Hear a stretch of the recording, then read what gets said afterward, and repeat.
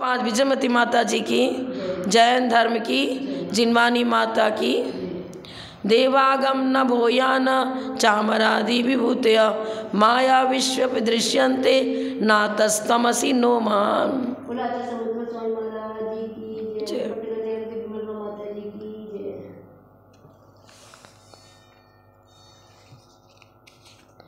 111 भी हो गया था, 112 भी हो गया। विधेयमीप्सितार्थांगम प्रतिषेध्या विरोधियत तथैवादेहेयत्वमिति स्याद्वाद संस्थिति।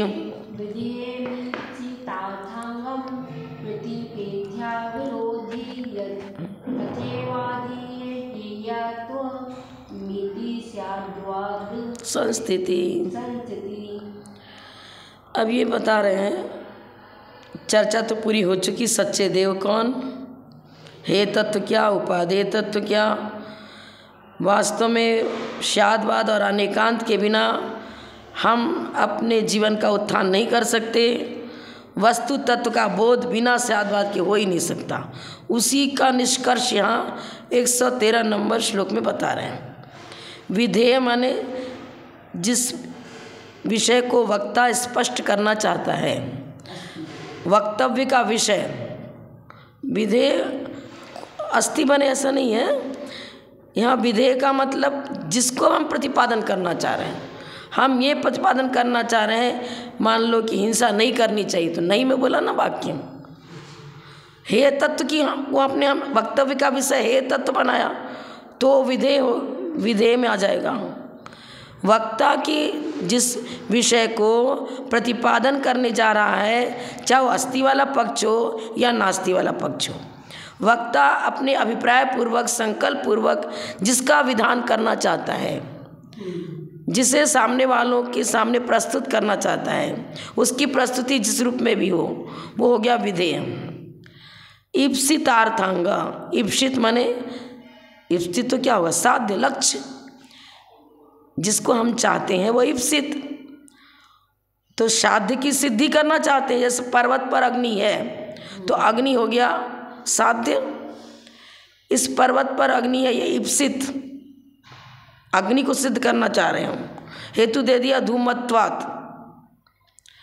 तो लक्ष्य या साध्य या वो विषय जिसको हम अपने शिष्य को पढ़ाना चाहते हैं, बताना चाहते हैं, समझाना चाहते हैं, वो हो गया ईप्सित। हमारा ईप्सित अर्थ, उसका अंग, अंग क्या बता रहा, अर्थ क्रिया होती है ना, अंग माने हेतु हो जाएगा।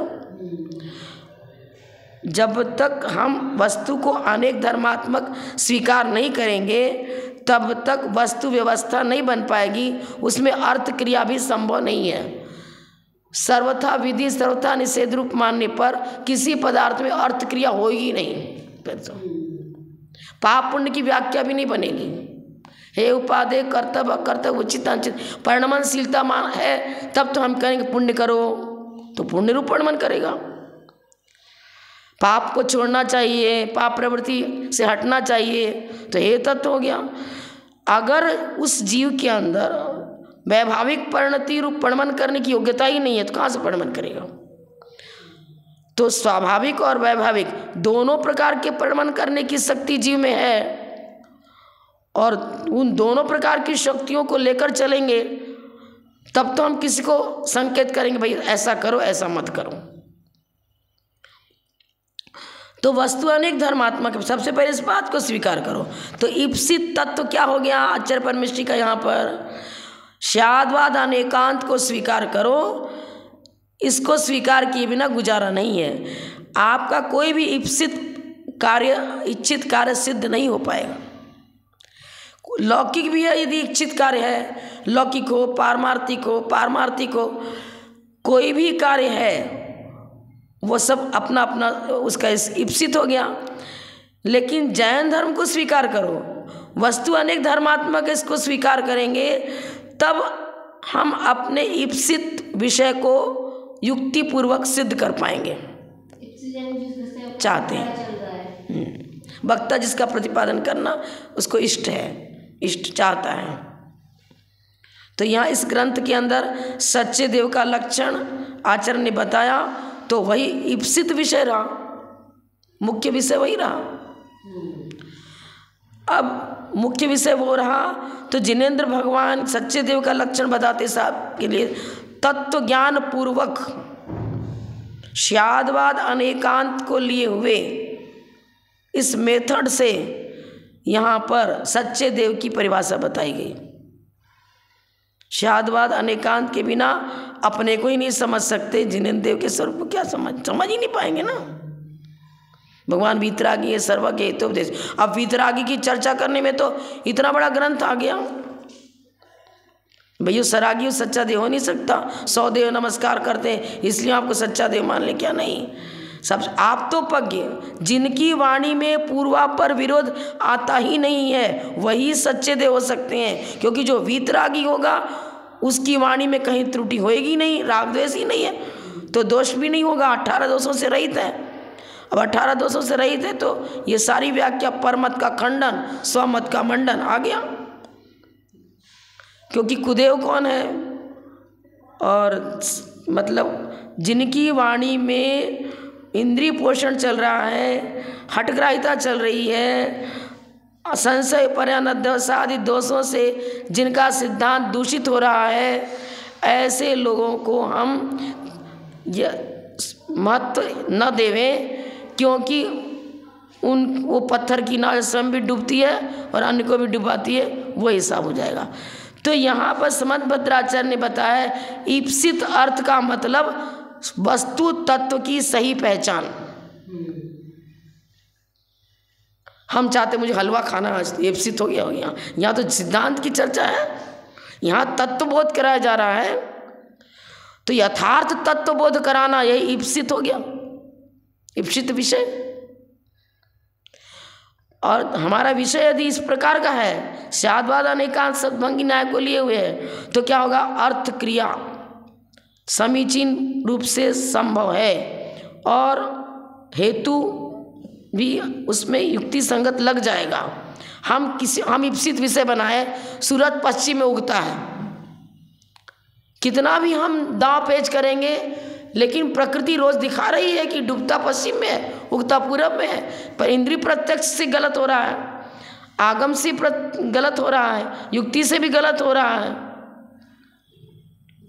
कोई ऐसी युक्ति हम हेतु दे नहीं सकते जिस हेतु के द्वारा अविनाभाव संबंध सिद्ध होवे और ये सिद्ध हो जावे कि सूरज पश्चिम में उगता है, हो ही नहीं सकता ना।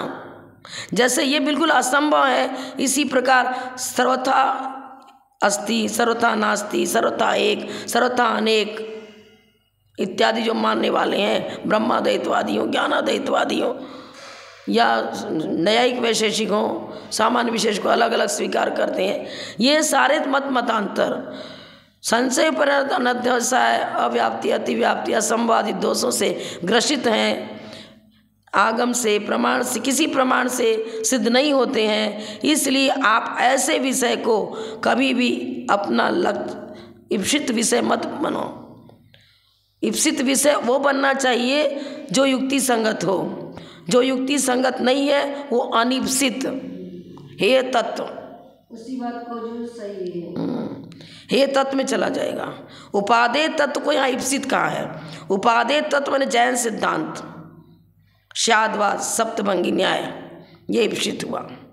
इसको स्वीकार करो, चाहे लौकिक कोई प्रश्न हो या पारमार्थिक हो या आध्यात्मिक हो, युक्ति पर आप हम उसको सिद्ध कर पाएंगे, और नहीं तो कर ही नहीं पाएंगे। लौकिक में भी कह दिया अरे ये तो पत्नी ही है, अरे सबकी दृष्टि से थोड़ी पत्नी है, पति की अपेक्षा वो पत्नी है, पूरी दुनिया की अपेक्षा थोड़ी पत्नी बन जाएगी वो, किसी की धर्म पत्नी।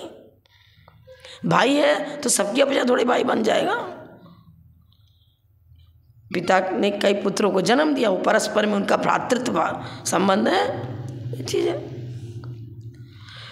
विधेयम, मन के अभिप्राय पूर्वक जिसका विधान किया जाता है, जिसका प्रतिपादन उल्लेख किया जाता है, पर किसी प्रकार के भय आदि के बिना, डर के मारे ऐसा नहीं। समंतभद्राचार्य निर्भीक भलायध्व पलायध्व रेरे तार्किक दिग्गज समंत भद्र समायात स्यादवाद वन केसरी। वन केसरी के आगे हिरण पशु पक्षी अन्य ठहरेंगे क्या? वन केसरी माने सिंह। सिंह दहाड़ता है, सारे डर के भाग जाते हैं। जब स्यादवाद अनेकांत की समंत भद्र के द्वारा ध्वनि की गई, उनका गर्जना हुई, तो उसको सुन करके सारे एकांतवादी गीदड़ की तरफ भाग गए। पलायत, वो खुद कह रहे हैं अरे सब भाग जाओ भाग जाओ। अब इस वन प्रांत में स्यादवाद वन का केसरी समंत भद्र आ चुका है। क्या लिख रहे हैं? भय रहित। भय वहाँ होगा जहाँ पर कुछ लोभ पनपता हो, कोई कषाय पनपती हो, राग देश की पुट लगी हो। अरे मेरा अहंकार ममकार चूर हो जाएगा, मेरा इंसल्ट हो जाएगा, मेरा अपमान हो जाएगा, तो वो दाव पेच करता रहे किसी न किसी तरह से अपनी रक्षा के लिए। सर्वदेश रक्षा बिना प्रयास के हो जाएगी। सप्तभंगी न्याय को स्वीकार कर लो। बिल्कुल निर्भीक स्थान है वो। निर्भीक स्थान कौन होगा? वही बनेगा जो जिनेंद्र भगवान की वाणी है उसके अनुसार अपना आचरण बनाओ, अपना चिंतन बनाओ, अपने विचार बनाओ। हर जगह प्रशस्ति प्रशस्ति, सुखी सुख शांति का अनुभव होगा। अब ये बता रहे विधेय, फिर इधर लेगा प्रतिषेध्य। अविरोधी विधेय और प्रतिषेध्य में परस्पर विरोध नहीं होता है, अविरोधी है ये। इनको परस्पर अविरोध के रूप में स्वीकार करो, तभी अर्थ क्रिया बन पाएगी। वस्तु के अंदर जो परिणमन होता है वो परिणमनशीलता नाना प्रकार से, चाहे कर्मकांड का विषय ले लो, जीवकांड का विषय, गुण स्थानों की चर्चा करो, मारणाओं की चर्चा करो, चार गतियों की चर्चा करो, इंद्रिय मारणा गति मारण कुछ भी लो, सब में तो जीव द्रव्य भी शामिल है, पुद्गल की भी चर्चा साथ साथ में सम्मिलित है। अब पर्यायों की अपेक्षा से चर्चा करेंगे तो मात्र पर्याय बनेगी नहीं जीव के बिना, द्रव्य के बिना। द्रव्य के बिना पर्याय नहीं, पर्याय के बिना द्रव्य नहीं। तो गुण पर्याय द्रव्यम, इस सूत्र की समझ लो, इस पूरे ग्रंथ में चर्चा है अनेकांत दृष्टि को लेकर के, सात बात को लेकर के। तो क्या बता रहे हैं? अस्ति और नास्ति दोनों परस्पर अविरोधी गुण हैं, धर्म हैं, अविरोधी धर्म है। अब अविरोधी धर्म का मतलब यहाँ पर ये मत मान लेना कि हिंसा और अहिंसा में विरोध नहीं है, पर हेय तत्व को समझेंगे, उसको हटाएंगे, तब तो उपादेय को प्राप्त करेंगे। जानकारी तो दोनों की जान होनी पड़ेगी, जानकारी तो दोनों की रखनी पड़ेगी ना। वैभाविक परिणति किसे कहते हैं ये समझा ही नहीं तो छोड़ेंगे किसको? समझना पड़ेगा ना। और हमारे अंदर दोनों प्रकार की शक्तियां हैं, क्योंकि यदि विपक्षात व्यावृत्ति धर्म को स्वीकार नहीं किया जाएगा तो हम किस आधार पर कहेंगे कि हम जीव ही हैं, पुद्गल नहीं हैं? अविनाभाव हेतु देंगे ना। चेतना को हमने चैतन्य शक्ति को हेतु बताया, जहाँ जहाँ चेतना पाई जाती है वो जीव है। या ऐसे कर जहाँ जहाँ ज्ञान दर्शन जानना देखना है, जानने देखने की शक्ति मुझे वो जीव ही है। तो अब हेतु हमने सही चुना, व्याप्ति पूर्वक अविनाभाव संबंध को लिए हुए। तो कोई कहे कि नहीं तुम तो पुद्गल हो, जीव कहाँ हो? तो हम कहेंगे नहीं, हमें जानने देखने की शक्ति है। पुद्गल तो उसको कहते हैं जिसमें वर्ण का अंदर स्पर्श पाया जाए, वो तो जड़ होता है, हम चेतन है। तो विपक्षात व्यावृत्ति मतलब किसको कहेंगे?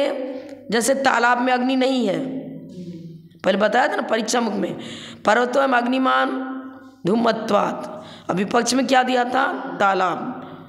तो इसी तरह से इसी थ्योरी को पकड़ते हुए यहाँ पर पूरे सच्चे देव की परिभाषा 6 द्रव्य 7 तत्वों की हम आगम के अनुसार उस विषय को समझें, ये हमारा ईप्सित विषय हुआ। समझ में ना? डिफरेंस नहीं समझेंगे तो ये गेहूं चावल दाल रखा है, तो कोई कहता है गेहूं को मान लो कोई सिद्ध करना चाह रहा था, तो दाल है, तो अनुभव से, स्वाद से, गुण धर्म से, फसलों से गेहूं का बीज बोया तो गेहूं निकला। नहीं जाने को सब कुछ हाँ, कार्य कारण भाव सब सिद्ध करेंगे ना। तो अविनाभाव संबंध हेतु को जब तक स्वीकार नहीं करेंगे तब तक हम किसी द्रव्य की समीचीन व्याख्या कर ही नहीं सकते। लोक व्यवहार में भी हमारा जो परस्पर व्यवहार है वो भी स्यादवाद पर टिका हुआ है। यहाँ ज्ञेय तत्व की बात चल रही ना, हम ज्ञानोपयोग हमारा समझे, हम ज्ञान शक्ति के द्वारा समझें कि हे क्या है, उपादेय क्या है, दोनों को यही हो गया विधि निषेध। अरे अंधकार और प्रकाश दोनों को समझेंगे ना। अंधकार एक अलग, पर्याय दृष्टि से दोनों भिन्न, पर्याय दृष्टि से दोनों भिन्न। अंधकार को प्रकाश नहीं कहेंगे, प्रकाश को अंधकार नहीं कहेंगे, दोनों विरोधी हैं, लेकिन दोनों पर्याय हैं पुद्गल द्रव्य की। उनको भी हम सर्वथा अलग नहीं कर सकते। भिन्न भिन्न द्रव्य हैं, पर प्रत्येक द्रव्य जना उसमें अन्योन्य अत्यंताभाव बनेगा। एक द्रव्य का दूसरे द्रव्य में अभाव, अत्यंताभाव। लेकिन जैनागम ये नहीं बोल रहा है अत्यंताभाव माने द्रव्य है ही नहीं, ये थोड़ी बता रहा। हाँ, कई बार रोज ही चल रहा है बिना अस्थि के नास्ति नहीं, no positive without negative, no negative without positive. दोनों तत्व को समझना पड़ेगा। तथैव आदेहेयत्वम, जैसे विधेय और प्रतिषेध इन दोनों में परस्पर अविरोध है, उसी प्रकार आदेय माने उपादेय और हे इनमें भी अविरोध है। अविरोध क्यों बता रहे हैं? इसलिए कि अपने आप में ना कोई वस्तु हे है ना कोई उपादेय है। हम आपसे 6 द्रव्यों में पूछना चाहेंगे कि बताना द्रव्य 6 होते हैं, जीव, पुद्गल, धर्म, अधर्म, आकाश, काल। अब इसमें कौन तो द्रव्य हे है? अरे द्रव्य हे थोड़ी होता है। ये आप जिस कार्य को सिद्ध करने जा रहे हो, मान लो हम किसी का मकान पूर्व दिशा में है, तो अब उसके लिए छोड़ने योग्य दिशा कौन सी हो गई? पूरब में गमन करेगा, पश्चिम में नहीं करेगा, उत्तर और दक्षिण में गमन नहीं करेगा। उस लक्ष्य को लेकर के उसे अपने मकान तक पहुंचना है, ये उसका इप्सित विषय हुआ। अब इस समय पूर्व दिशा उसके लिए उपादेय हो गई, अनहेय हो गई। सर्वथा हृदय सर्वथा उपादेय में तो किसको लेंगे ही नहीं। जैसे पदार्थ का वर्णन चल रहा है तो तत्वों का नहीं करेंगे, तत्वों का कर रहे तो पदार्थ कर लेंगे, हे नहीं। आश्रय और बंध को हे तत्व में लेते हैं, ठीक है, पर आश्रय और बंध सर्वथा हे में नहीं आएगा, वहाँ भी सापेक्ष कथन करेंगे, क्योंकि पुण्य आश्रय भी आश्रय है और पुण्य का बंध भी बंध है। गुणस्थान मारणाओं की अपेक्षा सापेक्ष चर्चा करते हुए हे और उपादेय तत्व को बताएंगे। और आश्रय और बंध अलग से कोई एक द्रव्य नहीं है, ये तो जीव के औदैहिक, औपसमिक, छायापसमिक आदि भाव हैं, उनको लेकर के बताया गया है कि जब पाप का उदय आता है, असत्ता का उदय हुआ तो तुम्हें रोग हो गया। सम्यक केंद्र तो जीव ही हो गया ना। अब जीव की वैभाविक शक्तियों की चर्चा है किसमें? औपसमिक, छायक को छोड़ दो, छायापसमिक, औदैहिक, पारिणामिक में तो उदय उपसमादि की अपेक्षा है ही नहीं। लेकिन किसको पारिणामिक कहेंगे, किसको औदैहिक कहेंगे? सब अपने अपने लक्षण को लिए हुए हैं और हम सर्वथा किसी को ना हे कह सकते ना सर्वथा उपादेय कह सकते। सीधा सीधी बात। और हे सिद्ध अवस्था प्राप्त हो गई, अब हे उपादेय की चर्चा ही समाप्त हो गई।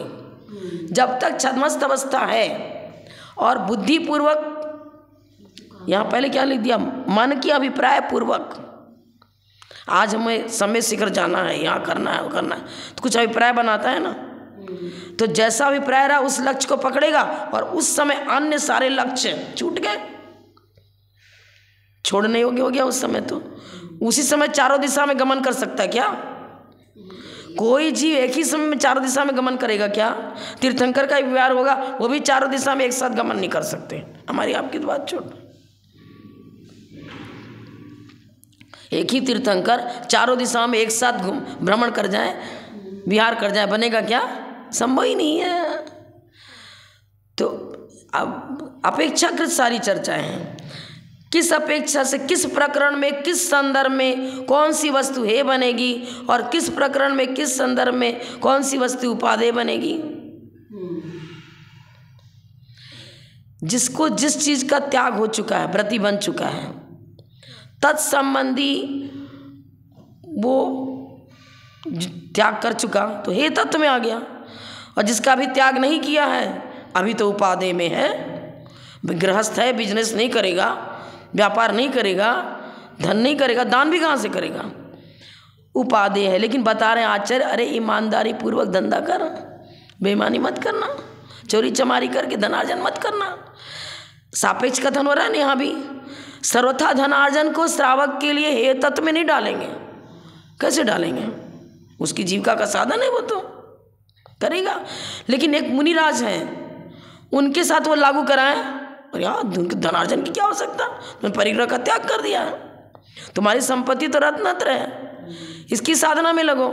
सर्वथा है मुनिराज को, वो साधु 2 कौड़ी का 2 कौड़ी भी रखता है, वह साधु 2 कौड़ी का जो 2 कौड़ी भी रखता है, और वह श्रावक 2 कौड़ी का जिसके पास 2 कौड़ी भी नहीं।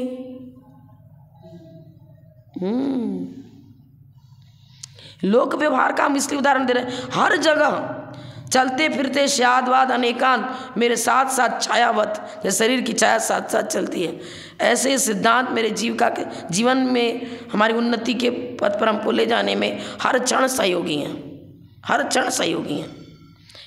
आधे किस प्रकरण में, किस संदर्भ में आपके लिए कौन सा तत्व आधे बनेगा और कौन सा हे बनेगा, मारणा और गुणस्थानों की अपेक्षा सब कुछ समझते रहेंगे हम। इसमें तो पूरा द्वादशांग ही आ गया ये उपादेय तत्व में तो। लेकिन क्या बता रहे, स्यादवाद संस्थिति, स्यादवाद में संस्थित होना। स्यादवाद को छोड़ दोगे तो ना हे की पहचान होगी ना उपादेय की पहचान होगी। धर्म तो सभी कर रहे हैं। अभी तुमने दिखाया था एक दिन मोबाइल पर कि वो जटा उटा धारण करे हुए एक बैठा है, खूब तपस्वी है, महातपस्वी सिद्ध कर रहे हैं, पंचाग्नि तप कर रहा है। बताओ, चारों तरफ लक्कड़ जला रहा है, धुआं कर रहा है, जीवों की हिंसा हो रही है, वो तप है क्या? शादवाद अनेकांत की दृष्टि से तो जहाँ वीतराग परिणति हो, वीतरागता का अभ्युदय माने प्रकाशन, उत्तरोत्तर वृद्धि, वीतराग भाव बढ़ता हो, वो हमारे लिए उपादेय तत्व बनेगा। जितने जितने अंश में हम वीतराग पथ पर चलते चले जाएंगे, आगे बढ़ते चले जाएंगे, वो हमारे लिए उपादेय तत्व हुआ। और बाधक सामग्री जो हमारे उन्नति में घातक बन रही, वो ये हो गया। पर प्रत्येक व्यक्ति के लिए अलग अलग आंसर होगा, सबके लिए एक जैसा आंसर नहीं होगा। एक अजैन व्यक्ति है, जैसे कि हम भगवान महावीर के जीवन चरित्र में भी पढ़े हैं कि भील की पर्याय में उसने सबसे पहले कौवे के मांस का त्याग किया था। अब बताओ, वही उसके लिए अभ्युदयकारी बन गया, उसमें देवायु का बंद कर लिया, और उसकी बात सोचा कि अरे इतने मास से मेरे को देवपर्याय में का आश्रय हो चुका है तो मैं और ज़्यादा उन्नति करूं, तो सब प्रकार के मांस का त्याग कर कल्पवासी देव बन गया, पहले भुवनवासी बनना था। और हम जैनी सोचें, कोई जैनी सोच ले कि चलो वो महावीर बन गया था कौवे का मांस त्याग करके, तो हम भी कौवे का मांस त्याग करें तो हम भी स्वर चले। नहीं, पात्र, किस पात्र के अंदर किस प्रकार की योग्यता है, क्षमता है। रात्रि भोजन जैनियों के लिए सर्वथा है, और अन्य को कहेंगे भैया जैसी तेरी स्थिति हो, उचित तो यही है, उचित तो यही है, धर्म तो यही है, पर तू इतने अंशांश में पालन कर पा रहा है। किसी को चल 7 बजे तक खा लेना, कोई को बोले चल तो 8 बजे तक खा लेना। लेकिन ये इसलिए कि क्योंकि वो 12 बजे रात तक खाता था, तो कुछ तो माइनस हुआ। यहाँ पर हम आज्ञा नहीं दे रहे कि तू 10 बजे 9 बजे तक खा ले, 8 बजे तक, तू 12 बजे तक खाता तो कुछ तो माइनस कर। सापेक्ष करता चर्चा चली कि कितने गुण स्थान तक उसकी पहुंच हो चुकी है। अब नीचे मत गिरो, आगे बढ़ने की कोशिश करो। ये है चतुर्थ गुण स्थान वर्ती के लिए पंचम गुण स्थान उपादेय, लेकिन छठे गुण स्थान वर्ती के लिए वही पंचम गुण स्थान उपादेय नहीं। पंचम गुण स्थान वर्त में जो परिणति है वो तो हे तत्व में आ गई मुनिराज के लिए। तो प्रत्याख्यान कसाय का उदय आ जाएगा तब तो उनका गुण स्थान ही गिर जाएगा। हाँ, तो ये हो गया ना। 3 चौकड़ी गई, अनंतान बंदी, अप्रत्याख्यान, प्रत्याख्यान, कसाय के उदय का अभाव, तब छठा गुण स्थान बनेगा। लेकिन चतुर्गुण स्थान वाली 5वीं पर चढ़ता तो उसके लिए उपादेय, बस वही बात है। पीत लेस्या हे भी है और उपादेय भी है। अशुभ लेस्याओं की अपेक्षा पीत उपादेय, लेकिन शुक्ल लेस्या है तो भैया तुम नीचे क्यों गिर रहे हो, पीत तो हे तत्व में आ जाएगा तुम्हारे लिए, अच्छी है। जिसको धारण किया उसको छोड़ना ही, मतलब हमारे रत्नत्रय की वृद्धि में अथवा तत्व 6 द्रव्य 7 तत्व 9 पदार्थों का ज्ञान कराने में युक्ति प्रमाण आदि सब लेते हैं ना, इनके द्वारा ही हमको हर विषय सिद्ध करना है। अपने आत्म तत्व को भी सिद्ध करना है, तो उसमें भी उसी के साथ तो गुण स्थान मारना आ रही है, और क्या कर रही है, पहचान करना है 6 द्रव्यों की वस्तु का स्वरूप क्या है। उस स्वरूप पहचान के लिए तो ये ग्रंथ लिखा गया संबंध भद्राचार्य के द्वारा। जिनेंद्र वही जिनेंद्र नहीं है, हमारे अंदर भी जिनेंद्र बनने की योग्यता है, परिणमन कर सकते हैं। भव्य है तो, अभव्य है तो नहीं करेगा परिणमन, उस तद्रूप उसकी परिणति नहीं होगी। तो ये सारी चीज़ें बहुत गहराई से समझना पड़ेगा, तब हम विधेय तत्व का अर्थ समझ पाएंगे और प्रतिषेध को समझ पाएंगे। प्रतिषेध क्या है, किस समय किसके लिए कौन कार्य प्रतिषेध है। प्रतिषेध कोई एक हम नाम नहीं ले सकते यहाँ पर। अब मान लो कि माला फेर रहा है वो अचानक, तो उस समय स्वाध्याय या प्रवचन या अभिषेक देखना या अन्य कोई कार्य करना, वो सब प्रतिषेध में चलेगा। जिसमें हम अभिमुख हैं वो होगा विवक्षित, और बाकी सभी अविवक्षित प्रतिषेध में हो जाएंगे। हाँ, पूछा जा रहा है कि आचार्य महाविकृति महाराज जी कौन थे, तो उन्हीं की चर्चा पड़े चलेगी। वो विधेय में आ गए, और उस समय आचार्य सन्मति साहब महाराज जी, आचार्य आदि सागर जी महाराज जी, उनकी चर्चा का वहाँ प्रतिषेध है, इसलिए कि मैटर ही हमको यही दिया गया वक्तव्य का। हम गौण पक्ष में उस विषय को अंदर किसी प्रकार डाल दें, क्योंकि संबंध बताना गुरु परंपरा के अनुसार से बताना है, लेकिन लक्ष्य तो मेरा वही रहेगा, मुख्य विषय वही रहेगा। अन्य विषय गौण में चला गया, जो गौण में चला गया वही तो प्रतिषेध है। जो गौण में चला गया वो प्रतिषेध है। गौणता मुख्यता पूर्वक सारी चर्चा है उपादेय तत्व की हो रही है ना, किस गुण स्थान में किसके लिए क्या उपादेय, कौन क्या है तत्व। गौणता मुख्यता लाएंगे, अस्थि और नास्ति, ये पहले ही बता दिया, पहले ही लाइन में बता रहे हैं अविरोधी। जिस समय हमको टॉपिक दिया गया कि तपस्वी सम्राट सन्मति साम्राज्य के विषय में बोलना है, तो विधेय हो गया। अन्य सारे गुरु इस परंपरागत जितने गुरु हैं या नववा हरियाणा में जितने आचार्य परमेष्ठी हैं, वो सब उस समय गौण पक्ष में चले गए। तो गौण पक्ष में चले गए, वही तो प्रतिषेध हो गया। हम क्या उनके प्रति भक्ति नहीं रखते, क्या रखते हैं? सर्वथा है गुरु, तो गुरु है सर्वथा, ये तत्व में कहाँ से आ जाएंगे, सवाल ही नहीं है। लेकिन मुझे विषय जो दिया गया है वो विधेय हुआ, और जो विषय अभी हम आपके सामने प्रस्तुत नहीं कर रहे हैं वो सब है का मतलब यहाँ ये नहीं लेंगे, गौण पक्ष में डाल दिया। किस समय किस विषय का प्रतिपादन करना, और उस समय दूसरे का प्रतिपादन नहीं हो रहा है, तो जिसका नहीं कर रहे हैं वो गौण पक्ष में जाने से प्रतिषेध है। ये चीज़ है। जो विधेय है, ईप्सित अर्थ क्रिया का कारण है, वह प्रतिषेध के साथ अविरोध रूप में है। अविरोध रूप तो है भी, सारे गुरु नमो आयरियाणम नमो वज्जानो लो सब सामने सभी हमारे लिए श्रद्धेय हैं, पूज्य हैं, यहाँ विरोध का सवाल ही नहीं है। लेकिन बात जिसकी चल रही है उसके बाद बस वही बात है। जो नास्तित्व आदि के साथ अविरोध रूप नहीं, वह ईप्सित अर्थ क्रिया का कारण भी नहीं हो सकता। ईप्सित अर्थ क्रिया परिणमनशील, अर्थ क्रिया मतलब परिणमन। नास्ति के बिना हम सर्वथा आस्ति का प्रतिपादन ही नहीं कर सकते, और अस्थि के बिना सर्वथा नास्ति का प्रतिपादन ही नहीं कर सकते। पूछा जाएगा ना कि आप तपस्वी सम्राट का परिचय देने के लिए खड़े हुए हो, लेकिन ये तो बताओ कि उनके दीक्षा गुरु कौन थे, तो बताएंगे। उनके शिक्षा गुरु कौन थे, उनका जन्म कहाँ हुआ था। नाना प्रसंगों को लिए हुए हैं, लेकिन केंद्र चर्चा किसकी है? तपस्वी सम्राट की। हम ऐसा कहेंगे क्या, अरे महावीर कीर्ति जी महाराज का तो अस्तित्व ही नहीं था, विमल शाह महाराज का अस्तित्व ही नहीं था। अरे अस्तित्व ही नहीं था तो पागल, सन्मति सागर जी कहाँ से आ गए? कहाँ से आ गए? दीक्षा गुरु के बिना। माता पिता ही नहीं थे, मेरी माता बंध्या है, वो भाई साहब हो गया, वो तो सर्वथा लगा देंगे। तो सर्वथा न लगाते हुए नमो आर्याणम में सभी आचार्य सम्मिलित हैं, तब सभी आचार्यों के का गुणानुवाद एक साथ हो नहीं सकता।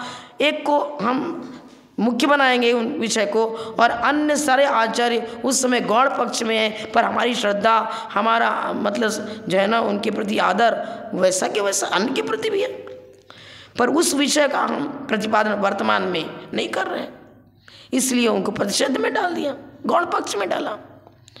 गौड़ता मुख्यता अर्पिता नर्पित सिद्धे, तत्वासूत्र में जो अर्पिता नर्पित सिद्धे लिखा है उसी को इस पुस्तक में क्या बताया? विधेय और प्रतिषेध। विधेय माने अर्पित, प्रतिषेध माने अनर्पित। ठीक, जिस प्रकार विधेय प्रतिषेध का अविरोधी ईप्सित अर्थ क्रिया का अंग कारण सिद्ध है, उसी प्रकार वस्तु का आदेय हे पना है, अन्यथा नहीं। अविरोध मानो, अस्ति और नास्ति दोनों को परस्पर अविरोध रूप में स्वीकार करो, तब तो कारण भी दे सकोगे और कारण कार्य पूर्वक अपने विषय को रख सकोगे और आदे और हे की पहचान कर सकोगे, नहीं तो कुछ भी नहीं हो पाएगा। क्योंकि विधेय का एकांत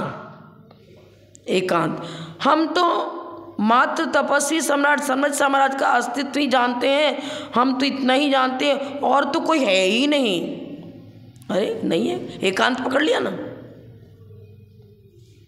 अस्तित्व सभी का है और प्रत्येक का अस्तित्व अपने अपने श्रेष्ठ गुणों से समन्वित है, लेकिन प्रतिपादन जो होगा वो तत्वार सूत्र में कथित अर्पिता नर्पित सूत्र के द्वारा होगा, और उसी सूत्र को यहाँ श्लोक में निबद्ध किया गया है विधेय और प्रतिषेध के रूप में। प्रतिषेध का एकांत मात्र नास्ति, खूब तो चर्चा चल चुकी, मात्र नास्ति में बौद्ध मत का खंडन किया क्षणिकवाद का। प्रतिषेध का एकांत होने पर किसी के आदेयत्व का विरोध आता है। अरे दूसरे लोग आदेय तत्व को भी तो स्वीकार कर रहे हो, और आदेय के बिना प्रतिषेध तुमने किया किसका?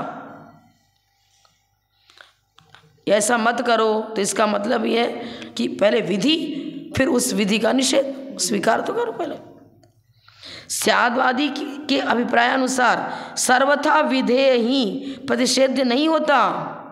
सर्वथा लगा दिए ना, सर्वथा मत लगाओ, सर्वथा विधेय ही प्रतिषेध नहीं होता। कथनचित विधि प्रतिषेध के तादात्म्य बता रहे हैं, बताओ। विधेय और प्रतिषेध दोनों में तादात्म्य है। जब वस्तु अनेक गुणों का पुंज है, तो हम मान लो ज्ञान गुण की व्याख्या कर रहे हैं, तो अन्य गुण का सर्वथा अभाव थोड़ी हो गया है ना उसमें, और उनके साथ अविरोध है, विरोध नहीं है। अतः प्रतिपादन के समय गौणता मुख्यता होती है, स्वरूप में गौणता मुख्यता नहीं होती है। इसलिए सर्वथा एकांत रूप से हम एक गुण को दूसरे गुण से सर्वथा विरोधी नहीं कहें, स्वीकार न करें, गलत हो जाएगा। विधेय प्रतिषेधात्मक विशेष के कारण सप्तभंगी के समाश्रय से स्यादवाद प्रक्रियमाण होता है। स्यादवाद उस शैली का नाम है, उस विधि का नाम है, उस मेथड का नाम है, जिसके द्वारा हम विधेय प्रतिषेधात्मक वस्तु तत्व की चर्चा करते हैं। अस्ति नास्ति दोनों गुणों से समन्वित वस्तु तत्व की चर्चा जो सप्तभंगी न्याय से की जाती है, वो सप्तभंगी न्याय का अपर नाम स्यादवाद है। इस प्रकार स्यादवाद की यह सम्यक स्थिति है। स्यादवाद कहते किसे हैं, इसको हमने अच्छी तरह इस ग्रंथ के अंदर बताया, और उस प्रकार ही समझना चाहिए। स्याद का मतलब कथनचित लगाया, लेकिन प्रकरण वस्तु स्वरूप के निरूपण में लगेगा स्याद शब्द। कथनचित रात्रि भोजन पुण्य है और कथनचित रात्रि भोजन पाप है, कथनचित यहाँ नहीं लगेगा। कथनचित हिंसा तो पुण्य भी हो, हिंसा करने से पुण्य होता है। अरे यहाँ हिंसा और अहिंसा ये तो पाप, हिंसा, झूठ, चोरी, कुशील, परिग्रह, ये 5 पाप ही हैं। सभी ग्रंथ पाप ही बताए इन्हें। वस्तु स्वरूप 6 द्रव्य का लक्षण क्या है? वस्तु का स्वरूप 7 तत्व किसे कहते हैं? 9 पदार्थ किसे कहते हैं? छद्मस जीव कौन है? और गुरु देव सात गुरु कौन है? अनंत कौन है? सिद्ध परमेष्टि कौन है?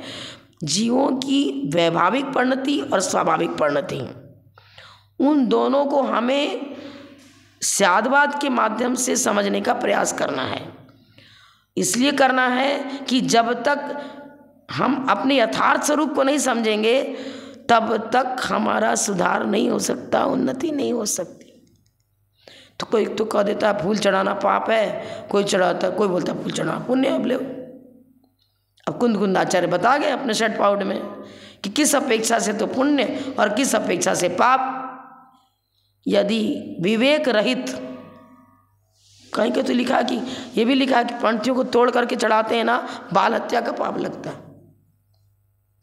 अगर आपने फूल को जो अपने डंठल से जुड़ा हुआ है और उसको अधिक बनाने के लिए तोड़ दिया, जितने पुष्प को तोड़ा उतने बाल हत्या का पाप लगता है। भूल करके भी नहीं तोड़ना चाहिए कहीं पाकड़ी चढ़ाने के समय। मेढक की बात मत ले लो, मेढक के तो बेचारे पात्र अलग अलग है ना। हम तो भगवान जी साक्षात विवेक मनुष्य गति को प्राप्त हैं, पंचेंद्रिय विवेकशील हैं। फूल तोड़कर कभी पुष्पवृष्टि नहीं करना, भूल करके भी नहीं करना। आगम विरुद्ध है, कर रहे हैं तो आप करो, जो भी हो। आचार्य उसमें दोष बताते हैं, ये बोला प्रकरण जैसा वैसा लगाने के। और फूल बाजार से खरीद के ला रहा, कोई मुसलमान दे दिया। तमिलनाडु में तो जितने भी जैन हैं, अजैनों का तो हम नहीं जानते, लेकिन अजैनों की जब शव यात्रा निकलती और सुहागिन महिला है कोई और अचानक मृत्यु को प्राप्त हो गई, इतना सजाते हैं, इतने मोटे मोटे गजरा फूलों के बनाते हैं, उस पर डालते हैं। हाँ, और इतना मतलब 1 लाख 2 लाख की संपत्ति काले पुष्प में लगा देते हैं वो शोभा यात्रा में। और उसमें फिर वो क्या करते हैं, वहाँ से ले आते हैं, वो स्मशान घाट में जो रहते हैं वो ला करके दुकान में बेच देते हैं। फिर एकदम फिर फ्रेश रहता है वो, तो कोई खराब थोड़ी हुआ, बेच दिया, फिर बागर बिक जाता है उनका। कहीं देवस्थान पहुँच गया तो विवेक पूर्वक एक निश्चित कर लो कि हाँ भैया तू शुद्ध विधि से दे रहा है पुष्प मेरे को, क्या खेत में से तुम खुद ही लाते हो, माली है, शटल कास्ट का नहीं होना, बंगी चमार आदि नहीं होना, मुसलमान नहीं होना। यहाँ सर्वथा है नहीं, सर्वथा उपाधि नहीं। विवेक रखो, आपके बगीचे का पुष्प है, अच्छा शुद्ध है, शुद्धि पूर्वक पांगड़ी देखो। शक्य शोधन है तो उसको चढ़ाने के काम में ले लो, और शक्य शोधन ही नहीं है तो चढ़ाने के काम में मत लो। श्रृंगार का फूल वर्जित, शक्य शोधन होता ही नहीं है, उसकी डंठल के अंदर हमारी दृष्टि नहीं जाती, हम जीव देख ही नहीं सकते, और डंठल होती है पोली। ये चीज़ें, कई चीज़ें हैं, चाहे वो पूजन विधि हो, आहार विधि हो, हमारी चर्या विधि हो, 28 मूल गुणों के पालन की विधि हो, सब में तो वही लगेगा आगमानुसार बुद्धि युक्ति। यही तो स्यादवाद है। संस्थिति, सम्यक प्रकाश संस्थिति वस्तु तत्व की कैसे बनेगी? स्यादवाद पूर्वक। इति यमाप्त मीमांसा विहिता हितमिच्छताम्।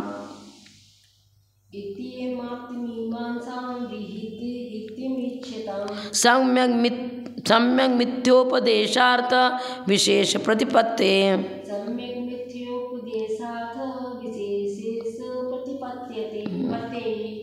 प्रतिपत्ते इति माप्त, इस प्रकार से कंक्लूजन है। आप्त मीमांसा को प्रस्तुत किया, वेद किया, रखा। हित मिच्छता, प्राणी मात्र के हित की भावना पूर्वक सभी जीवों को यथार्थ तत्वबोध होना चाहिए, ताकि वो सभी मोक्ष मार्ग पर अग्रसर हो सकें। वीतराग भगवान की वाणी को यथावत स्वीकार करते हुए आत्महित में लगें, ये इस ग्रंथ का लक्ष्य रहा। सम्यक मिथ्योपदेशार्थम, समीचीन तत्व क्या है और मिथ्या क्या है, माने गलत क्या है और सही क्या है, उपादेय क्या है और हेय क्या है। मिथ्या से हेय तत्व ले लेंगे और सम्यक से उपादेय लेंगे। तो हमारा जो यह उपदेश है, जिनेंद्र भगवान की वाणी है, वो सम्यक है तो कैसे सम्यक है, और अन्य की वाणी मिथ्या है तो कैसे मिथ्या है? क्यों उनको मिथ्या कहा है? क्या हम जैनी हैं इसलिए जो जैन है सबका हम पक्ष ले लेंगे? जैन होने के कारण से हम जैनी का पक्ष नहीं ले रहे हैं। जिनेंद्र भगवान की वाणी में यथार्थता है, इसलिए हमको समीचीन बता रहे हैं, ये बात है। और अन्य में त्रुटियां हैं, इसलिए उनको मिथ्या बताया जा रहा है। मेरा भाई मेरा सगा भाई है इसलिए मेरा, और वो मेरा सगा भाई इसलिए वो पराया। यहाँ पर ये चीज़ नहीं, यहाँ कोई यहाँ पर राग द्वेष वाली परिणति नहीं है। वीतराग परिणति को जन्म देने वाला ये शादवाद है, उसको पकड़ो, सही निर्णय कर पाओगे। सम्यक और मिथ्या की पहचान कराने के लिए उपदिष्ट हुआ यह ग्रंथ। यह विषय अर्थ माने अर्थ विशेष, पदार्थ विशेष, सभी पदार्थों का जो गहराई से यहाँ विवेचन किया गया है, वो इसलिए किया गया, हितमिच्छिता प्राणी मात्र को यथार्थ और अयथार्थ का बोध होगा, तब तो हित कर पाएंगे अपना। तो सबके हित करने की इच्छा रखते हुए इस ग्रंथ का प्रतिपादन हुआ है। विहित है ना, विहिता निबद्ध किया ना, श्लोकों को इसमें रचना करके रखा गया, संबद्ध किया। विहित माने मौजूद। इस ग्रंथ में जितनी गाथा है, श्लोक जो है ना, संस्कृत के हैं श्लोक, तो 114 श्लोक जी रचना करिया समंतभद्राचार्य ने, और उसमें श्लोकों को विहित किया तत्व प्रतिपादन के लिए।